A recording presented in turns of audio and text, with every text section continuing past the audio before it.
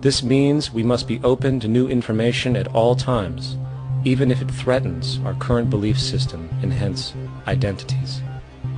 Sadly, society today has failed to recognize this, and the established institutions continue to paralyze growth by preserving outdated social structures.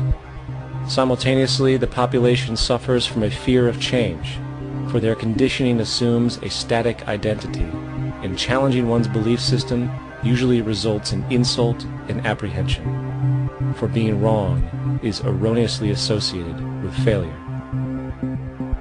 when, in fact, to be proven wrong should be celebrated, for it is elevating someone to a new level of understanding, furthering awareness. The fact is, there is no such thing as a smart human being, for it is merely a matter of time before their ideas are updated, changed, or eradicated. And this tendency to blindly hold on to a belief system, sheltering it from new, possibly transforming information, is nothing less than a form of intellectual materialism. The monetary system perpetuates this materialism not only by its self-preserving structures, but also through the countless number of people who have been conditioned into blindly and thoughtlessly upholding these structures, therefore becoming self-appointed guardians of the status quo. Sheep, which no longer need a sheepdog to control them, for they control each other by ostracizing those who step out of the norm. This tendency to resist change and uphold existing institutions for the sake of identity, comfort, power, and profit is completely unsustainable, and will only produce further imbalance, fragmentation, distortion, and invariably, destruction. It's time to change. From hunters and gatherers, to the agricultural revolution, to the industrial revolution, the pattern is clear. It is time for a new social system which reflects the understandings we have today. The monetary system is a product of a period of time where scarcity was a reality. Now, with the age of technology, it is no longer relevant to society.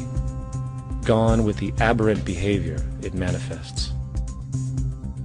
Likewise, dominant worldviews, such as theistic religion, operate with the same social irrelevancy.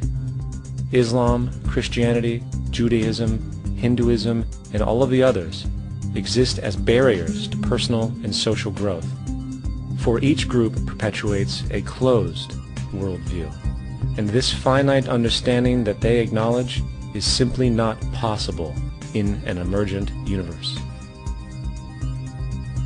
Yet, religion has succeeded in shutting down the awareness of this emergence by instilling the psychological distortion of faith upon its followers, where logic and new information is rejected in favor of traditionalized, outdated beliefs. The concept of God is really a method of accounting for the nature of things. In the early days, people didn't know enough about how things formed, how nature worked, so they invented their own little stories. And they made God in their own image. A guy that gets angry.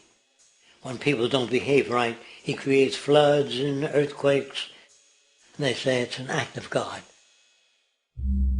A cursory glance at the suppressed history of religion reveals that even the foundational myths themselves are emergent culminations, developed through influence over time.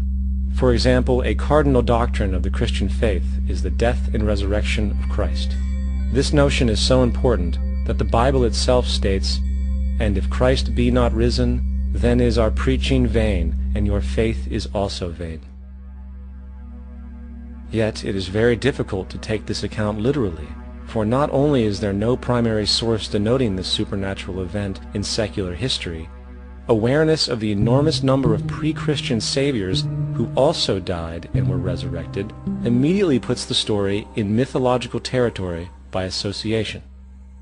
Early church figures such as Tertullian went to great lengths to break these associations, even claiming that the devil caused the similarities to occur, stating in the 2nd century, "The devil, whose business is to pervert the truth, mimics the exact circumstance of the divine sacraments.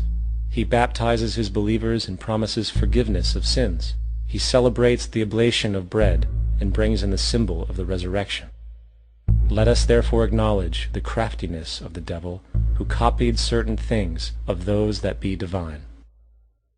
What is truly sad, however, is that when we cease the idea that the stories from Christianity, Judaism, Islam, and all the others are literal history, and accept them for what they really are, which are purely allegorical expressions derived from many faiths, we see that all religions share a common thread, and it is this unifying imperative that needs to be recognized and appreciated. Religious belief has caused more fragmentation and conflict than any other ideology. Christianity alone has 34,000 different subgroups. The Bible is subject to interpretation. When you read it, you say, I think Jesus meant this. I think Job meant that. Oh no, he meant this. So you have the Lutheran, the Seventh-day Adventist, the Catholic, and a church divided is no church at all. And a church divided is no church at all. And this point on division, which is a trademark of all theistic religions, brings us to our second failure of awareness, the false assumption of separation through the rejection of the symbiotic relationship of life. Apart from the understanding that all natural systems are emergent, where all notions of reality will be constantly developed, altered, and even eradicated, we must also understand that all systems are, in fact, invented fragments, merely for the sake of conversation. For there is no such thing as independence in nature. The whole of nature is a unified system of interdependent variables, each a cause and a reaction, existing only as a concentrated whole. You don't see the plug connected to the environment, so it looks like we're free, wandering around. Take the oxygen away, we all die immediately. Take plant life away, we die. And without the sun, all the plants die. So we are connected. We really must take into account the totality. This isn't just a human experience on this planet. This is a total experience. And we know we can't survive without plants and animals. We know we can't survive without the four elements, you know. And so when are we going to really start taking that into account? That's what it is to be successful. Success depends on how well we relate to everything around us.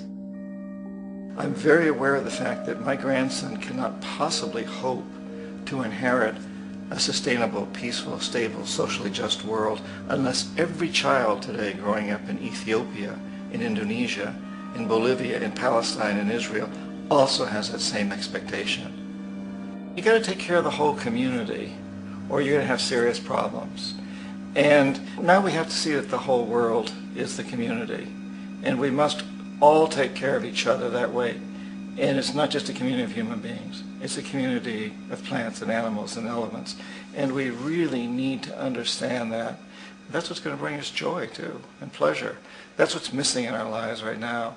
We can call it spirituality, but the fact of the matter is joy comes from that bliss of connectedness. That's our God spirit. That's that side of ourselves that really feels it. And you can feel it deep inside you. It's this amazing, wonderful feeling. And you know it when you get it. You don't get it from money. You get it from connection. Now, if that isn't a hazard to this country, how are we going to keep building nuclear weapons? You know what I mean? What's going to happen to the arms industry when we realize we're all one? It's going to fuck up the economy. The economy that's fake anyway. The economy that's fake anyway. The economy that's fake anyway. The economy that's fake anyway. The economy that's fake anyway. Which would be a real bummer. You can see why the government's cracking down on the idea of experiencing unconditional love.